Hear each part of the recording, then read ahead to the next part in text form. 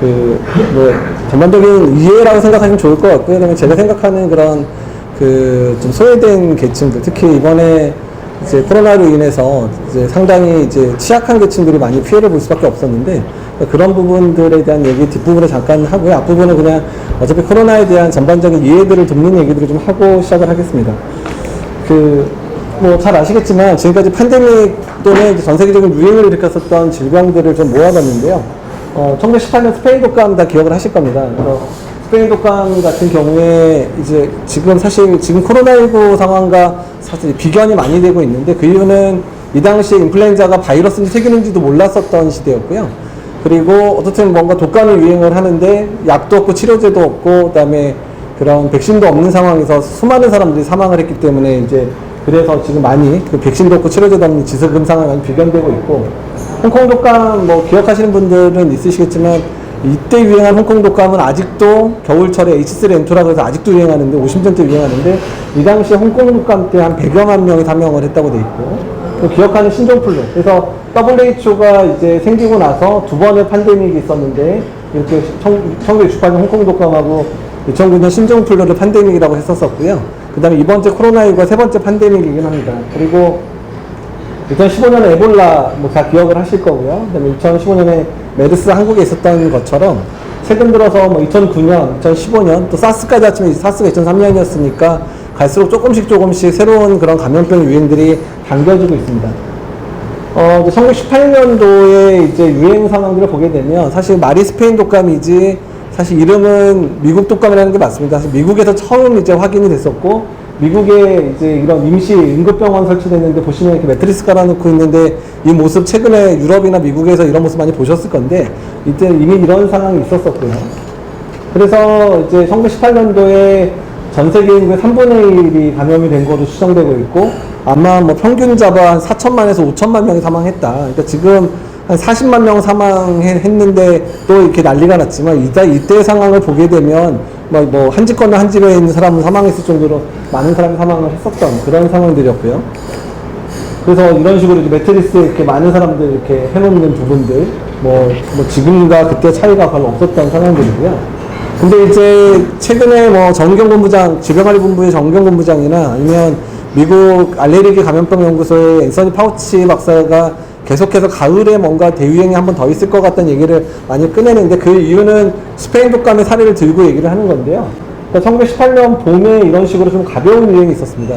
근데 이때도 상당히 많은 사람이 죽고, 뭐 그때 이제 뭐 인플루엔자가 바이러스인지 세균인지도 몰랐던 상황이었을 테니까 많은 사람들이 이제 사망을 했음에도 불구하고 초반부에 뭐 이 정도면 뭐 해볼만 하네 생각을 했던 것 같아요. 그래서 그 다음에 가을철 넘어서 10월 넘어서부터 유행이 시작될 때 이 처음 시작할 때보다 훨씬 느슨해진 상태에서 맞이하게 됐거든요. 그러다 보니까 이때 유행보다 거의 5배 이상의 유행이 생기면서 사망자의 대부분은 이때 나오게 됐었고요. 더 문제는 이때 끝난 게 아니라 그 다음에 봄에 한 번 더 작은 피크인데, 이게 첫 번째 피크보다 크게 유행을 했었죠. 어쨌든 간에 이런 호흡기 감염병의 어떤 팬데믹이 있을 때 한 번만의 유행으로 끝나지 않을 거다라는 부분들을 보여주는 부분입니다. 그래서 우리나라도 어땠냐면, 우리나라도 뭐 4명 중에 1명이 했다는 기록도 있고, 뭐 다른 기록에는 1600만 중에 700만이면 거의 뭐 반 좀 안 되는 수준이 감염됐다는 얘기도 있고, 14만 명이라 그러는데 이것도 훨씬 이제 적게, 그러니까 이거는 공식 기록이 14만 명이지 체크대장가 훨씬 많을 거로 예상되는 게 뭐냐면, 서산 인구 중에 8만 명 사망했는데 전국 14만 훨씬 적은 숫자잖아요. 그래서 한국도 엄청난 이제 환자가 사망했을 거야, 우리나라도. 사망자가 너무 많아서 사망 처리할 사람도 없고 추수할 사람이 없을 정도, 그러니까 경제적인 그런 마비까지 일어나는 상황들이 발생을 했다는 부분들 보여주고 있고요. 우체국은 전원 사망했다, 이런 얘기들도 나와 있습니다. 근데 이제 이게 바이러스가, 이게 독감 바이러스인지를 확인한 게 1997년이었거든요. 그러니까 알래스카에서 발견된 시체를 확인해봤더니 1918년도에 사망한 환자 같아서 이 사람이 폐를 해서 조직검사를 했더니 바이러스가 검출이 됐는데, 그건 H1N1 바이러스더라, 이런 거에서 거의 80년을 넘은 이후에나 원인균이 발견됐던 상황이니, 그때는 정말 뭐 아무것도 모르는 상황에서 뭔가 전염병이 확 휩쓸었던 그런 상황이었을 거로 예상이 됩니다. 코로나19의 그런 중요 포인트들을 좀 설명하면서 이게 왜 중요한지를 좀 말씀을 드릴 건데요. 10월 31일에 우한 내에 환자들 발생한 거 다 기억하실 겁니다. 이 당시에 중국에서 혈안 감염파 가능성에 대해서 아니라고 얘기를 하면서 그냥 그 화난 수산물 시장 갔다 왔던 사람 중에 뭐 한 40-50명이 폐렴 걸려서 입원해 있다 이렇게 얘기를 했었었고, 근데 이제 1월 10일에 질병관리본부에서 이제 전문가 자문회의를 해서 저도 참석을 했었는데, 이 당시 이제 모였던 이유가 뭐냐면 1월 9일에 이제 한 거의 열흘쯤 지난 다음에 중국의 폐렴의 원인이 코로나 바이러스라고 확인이 된 상황이라 앞으로 우리나라가 어떻게 대비하느냐에 대해서 1월 10일 날 모였었고, 그 당시에 얘기하는 게 뭐 진단법 빨리 세팅해야 된다는 얘기들, 그리고 중국과의 교류를 빨리 좀 해서 이 바이러스의 실체에 대해서 좀 얘기를 들어야 된다. 뭐 사람 간 전파가 되는지, 병원에서 감염은 없는 건지 이런 얘기를 이제 했는데, 어쨌든 코로나라고 확인되자마자 적어도 메르스 이상은 될 것 같다. 근데 중국의 상황들을 보니까 이미 우한에서 상당히 많은 환자가 발생한 거 봐서는 메르스보다 더한 상황은 아닐까 정도가 이때 예측이 됐었던 상황이고요. 그래서 1월 20일에 첫 환자가 직관됐죠. 중국 우한에서 온 그 중국분이었고, 그래서 이제 진단법, 그러니까 이 당시는 코로나에 대한 직접 바이러스 검출하는 게 아닌 다른 간접적인 방법을 통해서 확진을 이제 했었었고, 그리고 1월 26일에 이제 3번 확진자가 이제 발생을 했을 때 다음날 바로 경계를 격상이 됐는데요. 그 3번 확진자의 중요한 의미는 뭐냐면, 이게 3번 확진자가 아주 증상 초기에 만났던 사람이 6번 환자는 6번 환자한테 거의 증상이 있을까 말까 한 시점에 6번 환자한테 옮겼거든요. 그래서 우리가 생각하는 독감 같은 경우는 이제 열이 막 나고 증상이 막 심해져야지 전염이 되는데, 이 바이러스는 아주 증상 초기에도 감염이 가능하구나 라는 거를 알려줬었던 그런 상황이 이제 일화되어서, 그러니까 이제 국민들은 뭐 세 번째, 네 번째, 다섯 번째, 여섯 번째 또 6번 환자가 또 가족들 2명을 이제 발병을 해서 4명이 동시에 진단된 것 때문에 좀 놀라셨겠지만, 이제 감염내과 의사들이나 이런 방역 전문가들은 이거 딱 얘기 듣자마자 좀 이렇게 되게 충격을 받았거든요. 이거 쉬운 바이러스가 아니었구나. 지역사회 감염이 아주 용이하게 벌어질 수 있는 바이러스이기 때문에 상당히 문제가 되겠다. 그래서 지역사회 감염이 상당히 문제가 될 거란 얘기가 이때부터 이제 시작이 됐습니다. 그 다음에 이제 이때 당시에 뭐 기억하시겠지만 중국인 입국 금지 문제가 이제 나오기 시작을 했었고요. 근데 이제 이걸 보여드리는데, 이 당시에 그 3번 환자의 폐렴 엑스레이인데, 이렇게 폐렴이 이렇게 심했었거든요. 병원 도착해가 3번 환자 아니 다른 환자입니다. 다른 환자인데 이게 이제 다른 병원에 있는 선생님한테 엑스레이를 받은 건데, 이분이 병원에 왔을 때 폐가 이 정도로 나빠졌음에도 불구하고 이 환자가 나 아무 증상 없다 그랬어요. 나 뭐 숨도 안 차고 그냥 뭐 기침도 안 하고 근데 좀 몸이 좀 피곤한 정도예요 라고 왔는데, 이 정도 엑스레이에서 심지어는 병이 많이 진행됐어도 증상을 잘 못 느끼는 사람이 생각보다 많은 게 아닌가. 그래서 그러니까 이런 사람들이 소위 말하는 이제 조용한 전파 또는 깜깜이 감염을 일으키는 게 이제 이런 환자가 일으킬 거다. 그래서 이 엑스레이 보고 나서 그때 감염병 전문가들이 그거 너무한 거 아니야 라는 얘기를 했었던 그런 엑스레이입니다.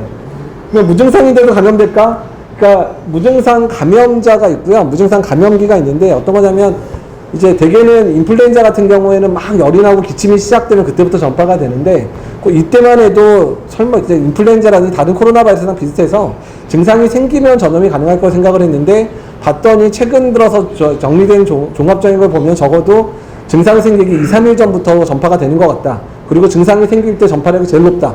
이런 식으로 이제 정리가 되고 있어서 무증상 감염기라 그러죠. 앞으로 2-3일 정도 있다가 발병할 사람한테조차도 감염을 시킬 수 있는 다는 얘기인데, 이게 무서운 게 뭐냐면, 그러니까 본인이 걸렸는지 안 걸렸는지 자각도 못하는 상황에서 이미 여러 명한테 감염을 시키는 문제가 있으니까 이제 방역당국 입장에서는 관리하기 상당히 어려운 바이러스라는 거고요. 그러니까 미국의 요양원에서 일어났던 게 이제 아주 유명한 애니잼이라는 논문에 실렸는데, 그 요양원에서 전파 사례를 봤더니 그 전파를 이제 전파했던 첫 번째 케이스가 다른 환자한테 전파시킬 때 무증상 시기에 한 44% 전파시켰더라. 전체 요양원에 있는 환자 한 100여 명이 전파가 됐다고 가정하면 40명이 증상이 없을 때 이미 전파를 시켰고, 나머지 뭐 60명은 그 이후에 전파시켰다는 얘기가 나오니까 이미 무증상기의 감염이 상당하다는 것들을 밝혀줬고, 이게 소위 이제 뭐 요양원이나 요양병원 같은 데서 환자 발생하거나 뭐 대남병원처럼 정신과 병동에서 발생했었을 때 이미 한 명 진단될 때 싹 검사해봤더니 대남병원에 104명 있었는데 102명이 진단이 됐거든요. 그러니까 그 정도로 이제 우리도 모르는 사이에 많은 사람들이, 특히 이제 요양시설이나 장애인시설처럼 자기 표현을 못하는 사람 입장에서는 이미 한 번 발생했다 그러면 여러 명이 감염된 상태로 발견될 가능성이 높다는 게 보여지고요. 아마 오늘 뉴스 보셨겠지만 데이케어 센터에서 오늘 한 명 확진되고 전수조사했더니 13명 발견됐잖아요. 그러니까 그게 아마 이런 이유 때문일 거로 생각을 하고 있습니다. 그리고 뭐 아시겠지만 신천지 발생을 이제 한 상황들 됐고, 신천지 때문에 신천지 관련 발생자만 5,000명이 발생했습니다. 우리가 지금 오늘 드디어 12,000명을 넘었는데 그 중에 5,000명이 신천지 관련된 사람이고, 2월 24일에 이제 이때부터 환자가 뭐 500명, 800명 이렇게 발생하니까 심각 단계가 격상이 됐었고요. 근데 이때 격상되면서 그 많이 얘기 들으신 뭐 드라이브스루라든지 생활치료센터가 언제 고안이 됐냐면 2월 20일 날 밤에 이제 제가 대구 내려가기로 해서 대구 내려갔다가 대구시장한테 이제 건의한 게 뭐냐면 너무 많은 환자가 진단이 되는데 대구 경북에 있는 진단시설로는 도저히 진단 못한다. 그러니까 대규모 진단할 수 있는 시설을 만들어야 된다라고 했고, 그 아이디어를 저희 감염학회 안에 있는 팀 안에 부탁했더니 밤새 이제 그 인천의료원의 김준용 과장이 만들어서 그 새벽에 보내준 그림이 이 그림입니다. 그래서 차를 타고 이제 검사하고 약 받고 하는 것들이 가능하지 않겠냐. 그리고 환자가 너무 늘어나는데 병상이 부족하니까 이런 생활치료, 그러니까 이런 이제 연수원 시설들을 활용해서 병증 환자를 입원시키게 되면 병상과 동료를 좀 떨굴 수 있으니까 병상이 부족한 걸 해결할 수 있다는 부분들을 저희가 대한감염학회에서 20일, 21일에 바로 이제 아이디어를 제공했고, 이게 바로바로 실행이 됐었던 부분들인데요. 어쨌든 이제 한국의 뭐 K방역 할 때 중요한 부분들은 이제 아주 능동적으로 민간 전문가들이 의견 낸 거를 정부에서 며칠 만에 받아들이고 그걸 이제 보급하는 이런 형태들이 잘 됐다는 걸 보여주는 사례입니다. 그다음에 이제 3월 8일에 구로콜센터 집단 감염 이제 생기면서 대구 경북과 같은 상황이 대구 뭐 신천지라는 종교 집단뿐만 아니라 사람이 밀집할 수 있는 어느 공간에서 발생할 수 있다는 걸 보여줬었고, 뭐 아시다시피 5월 6일에 이태원, 그 이후에 뭐 계속 보시겠지만 이태원 발생했고, 그다음에 부천 물류센터, 그리고 개척교회, 그다음에 이제 또 그러다가 그런 와중에 이제 요양원, 요양병원들이 이제 어제 오늘부터 이제 막 본격적으로 시작이 됐습니다. 안양에서도 요양원 시설 이제 확진자가 발생했고, 서울도 이제 데이케어랑 발생을 하면서 전반적으로 이제 이런 상황이 계속 악화되고 있다는 부분을 보여드리는 부분이고요. 정부에서 사회적 거리두기와 생활적 거리두기로 넘어간 시점에 이태원이 시작됐죠. 그래서 어쨌든 그 모든 그 방역의 전문가들이 얘기하는 거는 방역의 수준을 낮추기 시작하면 환자는 당연히 늘어날 수밖에 없다. 그러니까 감당할 수준 정도까지 낮추지만 감당할 수준 이상으로 만약에 환자가 발생하면 다시는 조일 수밖에 없다라고 얘기를 해서, 사실 오늘 이제 모든 감염병 전문가들이 정부에서 사회적 거리두기 돌아갈 거로 발표를 할 줄 알았더니 그러지 않고 수도권에 그냥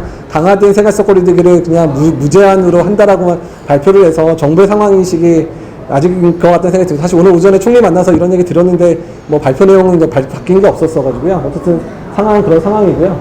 어쨌든 제가 5월 30일에 나갔는데 오늘 이제 12,003명 진단됐고, 격리 이제 인원이 이제 되는데 12,000명인데 10,000명 정도가 격리 해제가 돼서 현재 한 1,000명 정도가 입원해 있는 상황이고, 사망자는 이 당시에 70명인데 2.35% 정도의 사망률을 보이고 있고요. 보시면 이렇게 대구 경북에서 이렇게 되는데 이쪽에 지금 이후에 이렇게 슬금슬금 올라가고 있거든요. 그래서 전문가들은 앞으로 1, 2주 안에 뭔가 좀 강력한 조치가 없으면 이번 월말쯤 되면 하루에 100명 이상 발생하지 않을까라고 지금 긴장하고 보고 있기는 합니다. 예, 그래서 전 세계 상황은 지금 이게 뭐 열흘 전 상황인데 600만 명인데요. 이미 그 열흘 사이에 700만 명 이상으로 늘어났고, 사망자도 40만 명을 넘어선 상황들이어서 일단은 환자들 발생 상황들이 계속해서 했고, 여기 보시면 이게 이제 확진자 추가 환자 숫자인데 보시면 여기 그래프가 이게 살짝 그러니까 S자로 꺾여야지 이제 완화된 그래프인데 보시면 계속해서 하늘로 치솟고 있거든요. 그러니까 전 세계 발병 상황은 그러니까 뭐 발병하는 메인 국가만 바뀌었다 뿐이지 계속해서 지금 발생한 상황인데, 현재 감염을 주도하고 있는 나는 남미하고 아프리카입니다. 그리고 미국하고요. 미국도 약간 발병이 S자로 꺾이다가 이번에 흑인 소요 사태 일어나고 경제 다시 리오픈 하면서 다시 꺾여서 하늘로 치솟기 시작하고 있어서, 미국 같은 경우에 뭐 다시는 뭐 경제 스탑을 안 시키겠다고 얘기하니까 아마 지금 발병 수준대로 그냥 가지 않을까. 앞으로 미국은 한 1, 2년 내에 가기는 힘드시지 않을까 생각이 드는 상황에서 발생을 하고 있고, 그다음에 브라질이 지금 거의 70만 명 넘어가서 브라질이 지금처럼 아무 일 안 하면서 계속 버티면 아마 한 달 내에 미국의 발병수 넘지 않을까 생각이 나면 100만 명 넘는 거 금방일 것 같아서 남미는 브라질이 현재 주도하고 있습니다. 그래서 각 국가들 어쨌든 확진자 커브에서 이렇게 S자로 꺾이면 이미 이제 거기는 안정이 됐다고 보시면 되고요. 한국은 꺾인 지가 오래돼서 이렇게 계속 가고 있는 상황에 해당되고, 지금 이제 뭐 대부분 유럽 국가들은 대부분 좋아졌고요.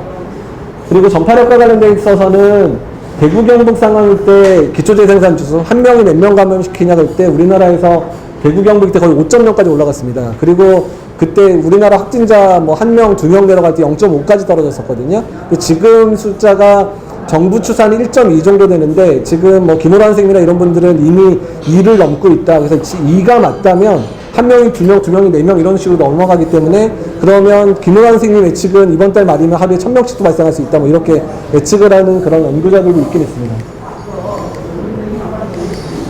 또 사망률은 보시면 전 세계가 6% 정도 되는데 한국이 2.37, 영국이 14% 정도 되는데요. 그러니까 사망률이 같은 바이러스더라도 사망률이 다른 거는 그 의료 체계가 얼마나 그걸 감당 가능하냐에 따라서 결정이 되거든요. 근데 지금 상황 봐서는 우리나라 같은 경우는 10,000명 정도가 아마 최대치였던 것 같아요. 그러니까 10,000명 수준 정도는 우리 의료 체계가 감당할 수준 정도로 생각이 되고 10,000명을 넘어섰으면 아마 우리도 사망률이 치솟았을 텐데 딱 10,000명 정도 수준에서 딱 꺾이면서 그나마 버틴 거로 생각이 되고요. 지금 수도권 부분을 걱정하는 이유가 뭐냐면 수도권이 지금 하루 50명 정도 발생을 하는데 지금 발생 그대로 가더라도 이번 달 말이 되면 1,500명이 되거든요. 근데 만약에 100명 수준 넘은 상태로 한 달 가면 한 달 동안 3,000명 발생을 하는데 환자 한 명이 퇴원하는데 거의 한 달이 걸립니다. 27일 정도 우리나라 평균 퇴원일 수가 27일이니까 한 달 환자가 다 그냥 누적이 되는 거여서 만약에 하루에 1,000명씩 한 달 발생하면 3만 명 발생을 하자는 3만 명을 입원을 시킬 공간이 없을 거거든요. 그래서 어떻든 간에 지금 상황에서 꺾지 않으면 지금 50명 수준인데 이게 100명, 200명 되기 시작하면 그게 한 보름에서 한 달만 가더라도 서울 안에 있는 의료 체계들이 붕괴할 수 있는 그런 조짐들이 나타날 수 있는 측면들이 있다는 부분들을 이제 걱정을 하고 있습니다. 그래서 이제 우리나라가 이제 왜 그나마 이제 좀 잘 버텼느냐를 보시는 부분이 우리나라 그래프인데, 그러니까 환자 발생이 10명일 때 얼마나 억제 정책을 했냐, 얼마나 이제 감염을 전파를 차단할 수 있는 정책을 강범위하게 했느냐를 보여드리는 부분인데, 우리나라는 10명 될 때는 확 올리고 100명 될 때 더 올리고, 그러니까 환자 수가 더 많아지기 전에 먼저 선제적으로 올라가는 측면들을 했었는데, 대표적으로 이태리는 이미 10명 때까지 느슨하게 있다가 100명 발생이니까 놀라서 올리고 또 1000명 발생이니까 놀라서 올리다 보니까 도저히 안 되니까 아예 안 되면 다 막어 이래가지고 이태리의 그 억제 수준이 전 국민의 활동의 90%를 제한하는 수준까지 올리니까 그제서야 꺾이기 시작했고요. 중국 같은 경우는 초반에 환자 발생하는 부분을 놓쳤죠. 그러니까 얘네들이 심각성들을 뭐 놓친 건지 무시한 건지 모르겠는데 무시하고 있다가 이거 이러다 안 되겠다 생각하니까 한꺼번에 이렇게 확 올렸죠. 그래서 뭐 우한 전체 차단해버리고 후베이에서 유행하는 다 이제 아예 뭐 집 밖에 나오지 못하도록 이런 식으로 올리니까 이때부터 환자 수가 떨어졌거든요. 그래서 어떻든 간에 이런 그 신종감염병 유행을 할 때는 억제 정책은 한 발 빠르지 않으면 안 된다는 걸 보여주는 거고요. 그래서 지금 한 발 빠르게 이 정도 수준까지는 그러니까 뭐 이 정도든 한 이 정도 수준까지는 올리자고 지금 민간 전문가도 얘기를 하고 있는데 정부가 도대체 말을 안 듣고 있는데 앞으로 어떻게 될지 모르겠습니다. 네, 그래서 지금 우리나라에 된 뭐 조기 진단, 조기 격리, 뭐 이런 학교의 수업, 사회적 거리두기, 생활적 거리두기, 고위험군의 보호, 개인된 강화 이 부분 정말 잘했기 때문에 이제 지금까지 버텨온 거라는 거 말씀드리는 거고, 백신과 치료제는 아직 나와 있지 않기 때문에 백신이 나올 때까지는 계속해서 이거를 강하게 하든지 좀 이제 환자가 줄면 좀 느슨하게 하든지를 반복할 수밖에 없다. 그래서 지금 백신이 아마도 빨라야 내년 중반 정도나 내년 말쯤에 우리나라 사람들이 접종을 할 수 있을 거라 예상을 하고 있기 때문에 앞으로 1년에서 1년 반 정도는 지금의 상황이 계속 반복될 가능성이 높다라고 이해해 주시면 될 것 같습니다. 그리고 이제 이런 이제 사회적 거리두기의 측면에 있어서 사회적 거리두기를 전 국민의 90%가 할 때 이 정도의 환자 발생이 되는데 이거를 한 40%만 낮추더라도 환자 발생은 거의 10배 이상 뛰게 되고요. 그 다음에 그러니까 사회적 거리두기 안 하게 되면 거의 뭐 100배 이상의 환자가 발생할 수 있는 이런 측면들이 있습니다. 그래서 사회적 거리두기가 중요하다는 걸 보여드리는 겁니다.